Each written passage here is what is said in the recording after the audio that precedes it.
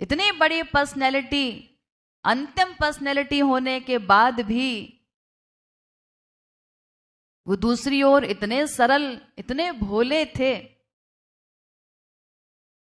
कि कई बार आप लोगों ने भी सुना होगा श्री महाराज जी के ही मुख से या अन्य साधकों से भी कि अगर किसी ने कभी उनको उल्टा कपड़ा पकड़ा दिया तो विश्वास पूर्वक भोलेपन में वो उल्टा कपड़ा ही धारण करके चले आए।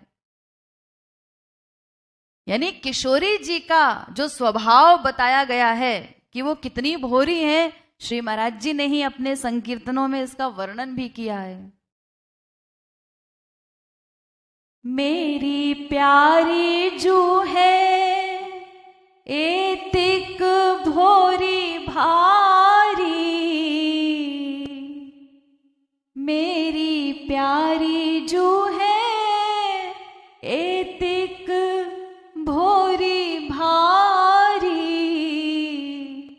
निज पर छाई कहाँ माने और नारी। किशोरी जी कितनी भोली है, एक तरफ तो वो समस्त गुणों की खान है और दूसरी ओर इतनी भोली है कि प्रियतम श्याम सुंदर के वक्षस्थल में अपनी ही परछाई देख करके श्याम सुंदर से रूठ जाती हैं, ये सोच करके कि उनके हृदय में तो कोई और स्त्री दिखाई दे रही है। अपने ही प्रतिबिंब को दूसरी नारी मान लेती हैं। तो ऐसी रचना कौन कर सकता है? श्री महाराज जी ही अपने स्वभाव के विषय में सबसे अधिक जानते हैं कि उनका स्वभाव क्या है।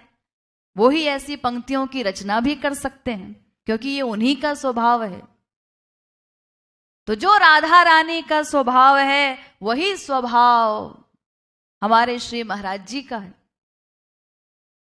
यानी भोलेपन की पराकाष्ठा, एक और ज्ञान इत्यादि में, उनकी उपाधि इत्यादि में सर्वोच्च स्थान, और दूसरी ओर इतने भोले की भोलापन भी लज्जित हो जाए, सरलता से भी अधिक सरल, इतने सरल सहज रूप में वो हम पर कृपा की वृष्टि करते रहे।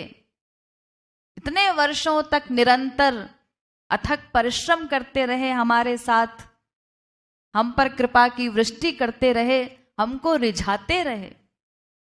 तो इस प्रकार एक सखा बनकर अपने साधकों को रिझाने वाला ऐसा रिझवार गुरु उनके अतिरिक्त विश्व में और कोई नहीं हो सकता।